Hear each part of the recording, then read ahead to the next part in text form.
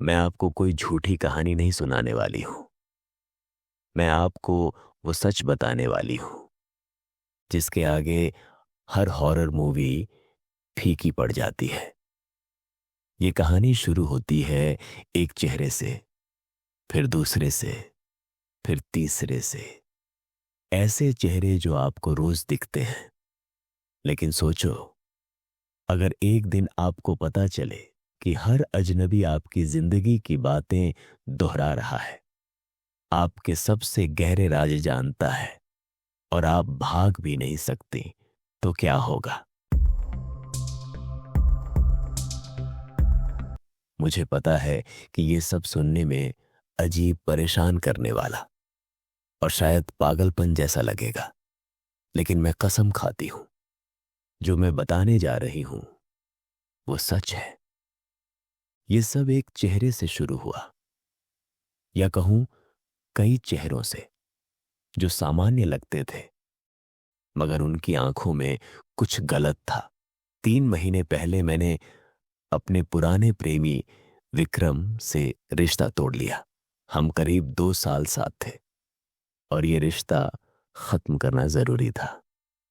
विक्रम हिंसक नहीं था, उसने मुझे कभी हाथ नहीं लगाया, लेकिन वो बहुत चालाकी से कंट्रोल करता था।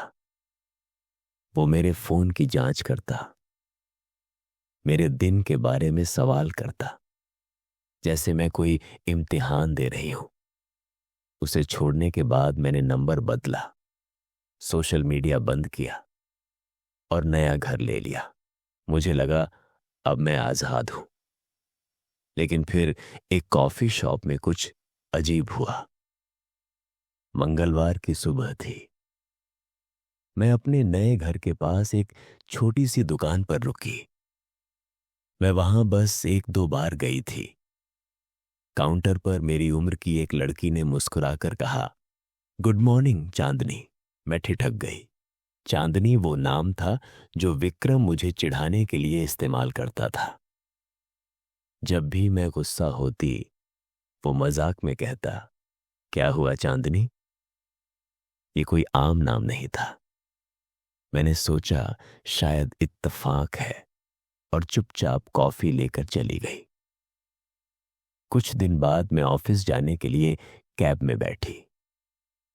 ड्राइवर शायद 50-55 साल का था। वो बार बार रियरव्यू मिरर में मुझे देख रहा था। फिर अचानक बोला, कभी सोचा कि तुम किसके पीछे भाग रही हो? मेरी सांस रुक गई। ये वही बात थी जो विक्रम ने मुझसे तब कही थी जब मैंने उससे कहा कि मुझे कुछ समय चाहिए। अब एक अजनबी उसी तरह बोल रहा था। मैंने पूछा, क्या मतलब? वो बस हंस कर सिर हिलाने लगा, जैसे मैं कोई मजाक समझ रही हूं। ये सिलसिला रुका नहीं। किराने की दुकान पर एक औरत मेरे पास आई और फुसफुसाई, तुम यूं ही गायब नहीं हो सकती। सड़क पर एक लड़के ने कहा, अभी भी बाल वैसे ही रखती हो। मेरे ऑफिस में एक सहकर्मी ने कहा, ये गाना तुम्हें हमेशा पसंद था, और वही धुन गुनगुनाने लगा जो विक्रम हमारे झगड़ों के वक्त बजाया करता था। उनके चेहरे डरावने नहीं थे, डरावनी थी उनकी नजरें, जैसे वो मुझे अच्छे से जानते हो। चेहरे अलग अलग थे, मगर आंखों का भाव एक सा। मुझे लगा मैं पागल हो रही हूं, और क्या वजह हो सकती थी। इसलिए मैंने कुछ ऐसा किया जिस पर मुझे गर्व नहीं। मैंने विक्रम से सीधे बात नहीं की, बल्कि उसकी बहन को मैसेज किया। मैंने कहा कि उसे रोक दे, जो भी वो कर रहा है। मुझे लगा शायद उसने किसी को मेरे पीछे लगाया हो, लेकिन उसकी बहन ने अगले दिन जवाब दिया, मुझे नहीं पता तुम क्या कह रही हो। विक्रम 6 हफ्तों से नशा मुक्ति केंद्र में है। उसके पास फोन भी नहीं है। मुझे यकीन नहीं हुआ। मुझे लगा वो उसे बचा रही है। लेकिन फिर मैंने उसकी बहन की फेसबुक पोस्ट देखी। विक्रम की तस्वीर थी। वो बहुत कमजोर और बीमार लग रहा था। हाथ में नशा छोड़ने के एक दिन का प्रतीक लिए हुए। तो ये विक्रम का सीधा काम नहीं हो सकता था। फिर भी ये अजनबी मेरी जिंदगी की बातें कैसे जानते थे? एक रात मैं देर तक ऑफिस में रुकी, क्योंकि घर में अकेले रहना अब डरावना लगता था। रात 10 बजे मैंने घर जाने का फैसला किया। 10 मिनट पैदल चलकर घर पहुंची, सिर नीचे, हेडफोन लगाए, लेकिन बिना म्यूजिक के।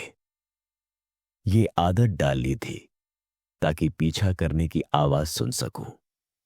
अपनी गली में मुड़ी तो देखा, सामने वाली बिल्डिंग की सीढ़ियों पर एक लड़का बैठा था, हुडी पहने, सिर झुका हुआ।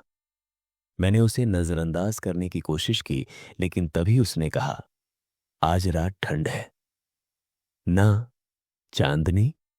मैं रुक गई। उसने मेरी तरफ देखा भी नहीं, बस फुटपाथ को घूरता रहा।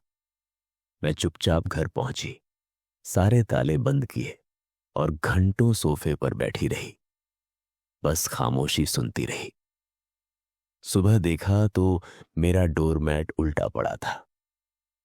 मैं अकेली रहती हूं और मेरा घर सबसे ऊपरी मंजिल पर है। कोई यूं ही नहीं आ सकता। डोरमैट के नीचे लिखा था, चेहरे बदल लो, मैं फिर भी तुम्हें ढूंढ लूंगा। मैंने उसी दिन एक होटल बुक कर लिया। बिना कुछ पैक किए निकल गई। होटल का कमरा छोटा था, शांत लेकिन सुरक्षित लगा। मगर रात 2 बजे दरवाजे पर 3 धीमी दस्तक हुई। मैं बिस्तर पर उठ बैठी। फिर से खटखट। पीपहोल से देखा तो एक औरत खड़ी थी, शायद 40 साल की, चेहरा बिल्कुल भावहीन। वो बस दरवाजे को घूर रही थी। मैंने कोई आवाज नहीं की और वो चली गई। सुबह रिसेप्शन पर पूछा तो पता चला उस मंजिल पर कोई नहीं था। तब मुझे समझ आया, ये लोग रैंडम नहीं थे। कोई उन्हें मेरी बातें बता रहा था। शायद विक्रम ने किसी ऑनलाइन ग्रुप में मेरे बारे में बताया हो। उसने एक बार ऐसे ग्रुप का जिक्र किया था जहां लोग अजीब सी तरकीबें शेयर करते थे। मुझे लगा ये कोई बीमार खेल है, जैसे कोई मुझे डराने की साजिश कर रहा हो। मैंने फिर घर बदला, सोशल मीडिया छोड़ दिया, बालों का रंग बदल लिया। लेकिन पिछले हफ्ते किताबों की दुकान से लौटते वक्त एक औरत मेरे पास से गुजरी और बोली, अभी भी किताबों के पीछे छुप रही हो चांदनी? वो रुकी भी नहीं। मुझे नहीं लगता ये कभी रुकेगा। शायद विक्रम ने किसी अजीब ग्रुप को मेरे पीछे लगाया हो, या ये अब एक बीमारी का खेल बन चुका है। कौन मुझे सबसे ज्यादा डरा सकता है बिना छुए? अब मैं किसी चेहरे पर भरोसा नहीं कर सकती। ये लगातार डर मेरे दिमाग को खा रहा है।